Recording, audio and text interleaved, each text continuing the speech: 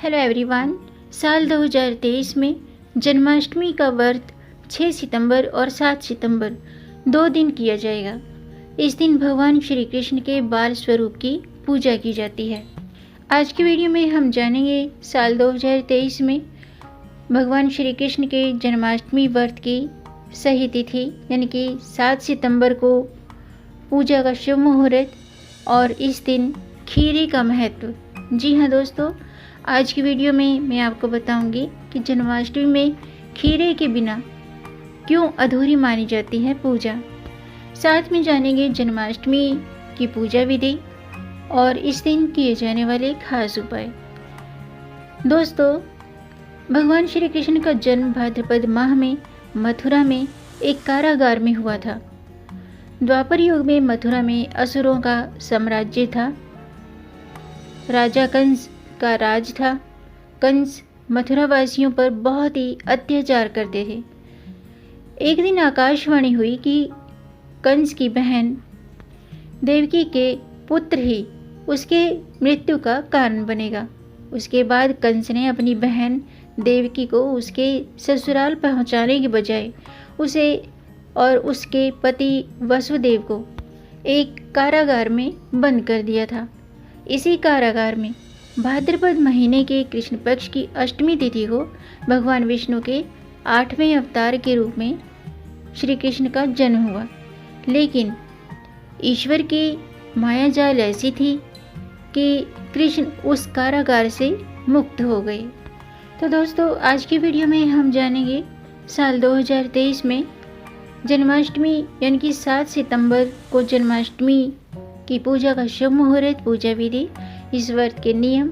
साथ में जानेंगे इस दिन खीरे का महत्व और इस दिन क्या खाना चाहिए, क्या नहीं खाना चाहिए और व्रत का पालन कब करना है। तो वीडियो शुरू करने से पहले आपसे एक खास बात। दोस्तों, अगर आप इस चैनल पर नए आए हैं और पहली बार आए हैं तो इस चैनल को सब्सक्राइब कर दीजिए और बेल आइकन बटन प्रेस कर दीजिए ताकि आने वाली वीडियो देख सकेंगे आप सबसे पहले।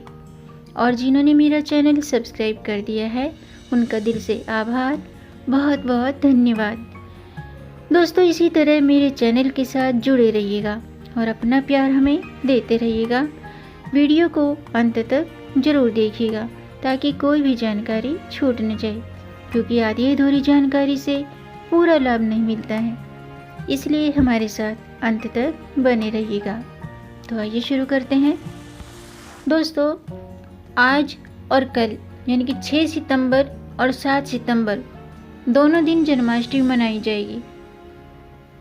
जन्माष्टमी का व्रत अष्टमी तिथि के साथ शुरू हो जाता है और कान्हा की पूजा के बाद इसका पारण करने का विधान है। शास्त्रों के अनुसार जन्माष्टमी व्रत रखने से बाल गोपाल भक्त की हर मनोकामना पूरी करते हैं और जन्माष्टमी का व्रत रखने का जितना महत्व है उतना ही महत्व है इसका पारण का। तो आइए जानते हैं कि साल 2023 में 7 सितंबर को जन्माष्टमी की पूजा का शुभ मुहूर्त क्या है और व्रत का पारण कब करना है। दोस्तों, जन्माष्टमी का व्रत पारण शुभ मुहूर्त में ही किया जाता है। जन्माष्टमी पर माना जाता है ऐसा कि लोग व्रत का पारण करते हैं। कुछ लोग रात्रि में पूजा के बाद ही व्रत खोलते हैं, तो कुछ सूर्योदय के बाद, सूर्य उदय के बाद शुभ मुहूर्त में व्रत का पारण करते हैं। वहीं कुछ लोगों का मानना है कि जन्माष्टमी व्रत का पारण अष्टमी तिथि के समापन के बाद करना चाहिए। आप अपनी मान्यता के अनुसार जन्माष्टमी व्रत का पारण जरूर करें और जन्माष्टमी व्रत का पारण 7 सितंबर 2023 को होगा। और यानी कि आप जन्माष्टमी व्रत रखते हैं तो शुभ मुहूर्त में पारण जरूर करें। जो लोग 6 सितंबर को व्रत रख रहे हैं तो वो रात्रि में श्री कृष्ण जी की पूजा के बाद व्रत का पारण करना चाहते हैं तो 7 सितंबर को प्रातःकाल 12:42 के बाद व्रत का पारण करें। और 6 सितंबर की रात कान्हा की पूजा के बाद अगले दिन 7 सितंबर को सुबह 6:02 के बाद व्रत का पारण का शुभ मुहूर्त है।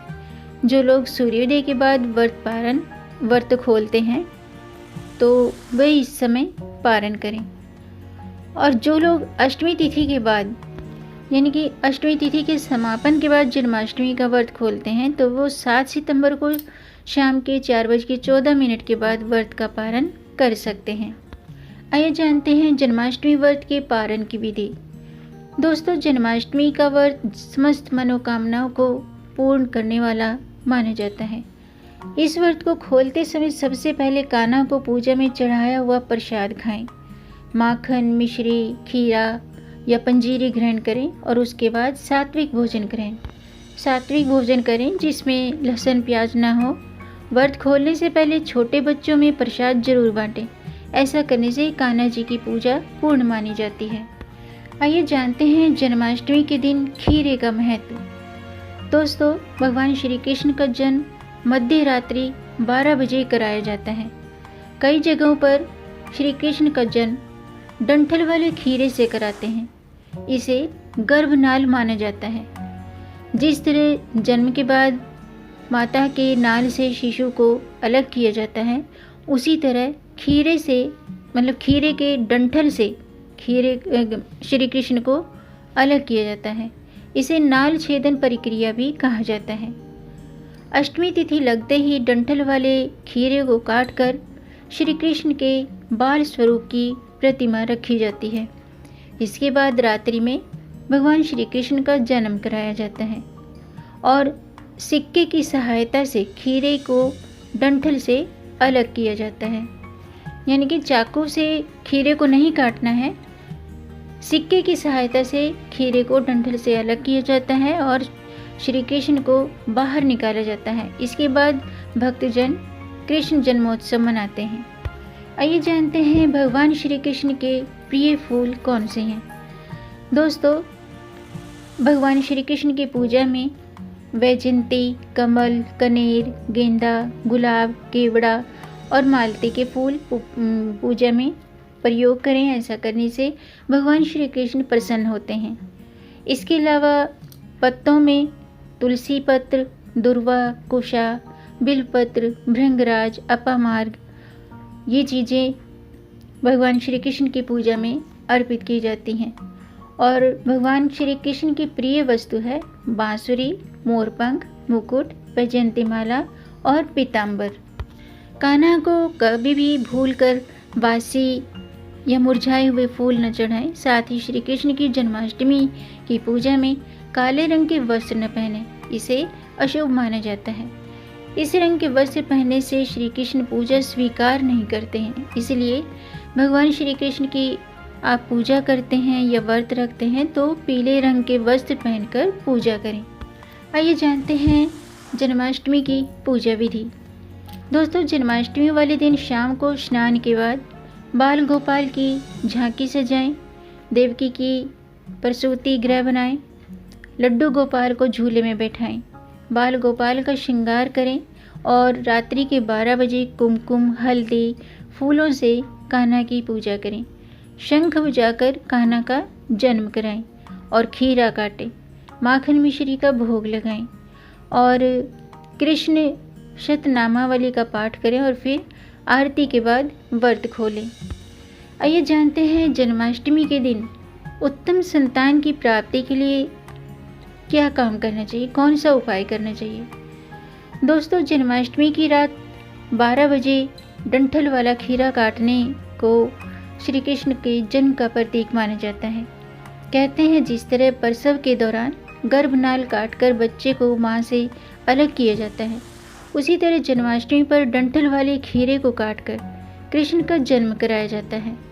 माना जाता है कि इस कटे हुए खीरे को गर्भवती को खिलाने से सुयोग्य और सुंदर संतान पैदा होती है।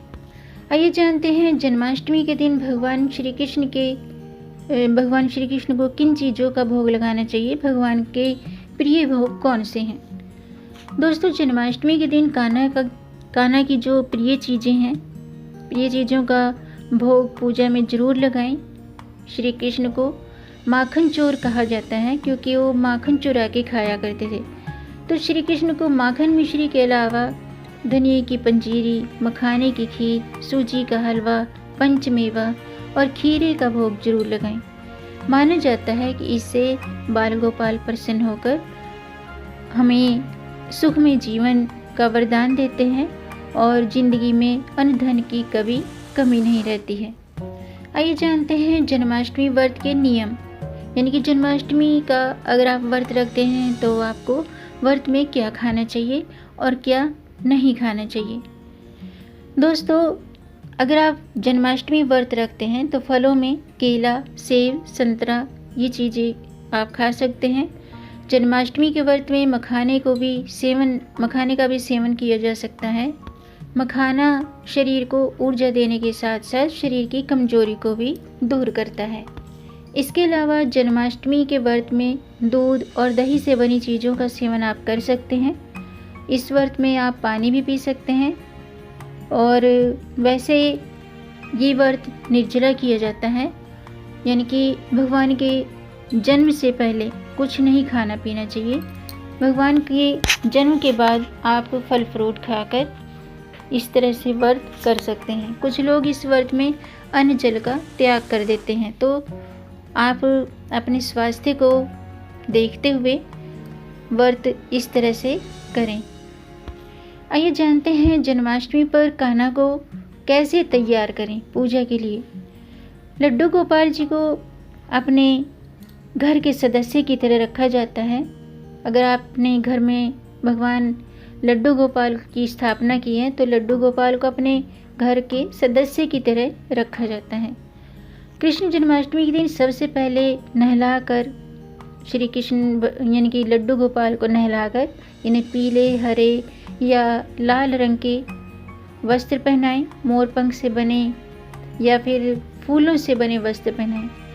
कान्हा को बांसुरी बेहद प्रिय है, तो बांसुरी के बिन गोपाल का श्रृंगार अधूरा होता है, तो बांसुरी जरूर रखें। श्री कृष्ण को मोरपंख भी अति प्रिय है। जन्माष्टमी के दिन उन्हें मोर मुकुट जरूर पहनाना चाहिए। इसके बाद उनके माथे पर रोली या चंदन का टीका लगाएं। जन्माष्टमी के दिन लड्डू गोपाल को मोतियों की या फिर वैजयंती माला पहनाएं। लड्डू गोपाल के कानों में सोने, चांदी या मोती से बने कुंडल जरूर पहनाएं। इस तरह से आप पूजा करें। इसके अलावा इस दिन आप एक उपाय और कर सकते हैं, यानी कि अगर आपके घर में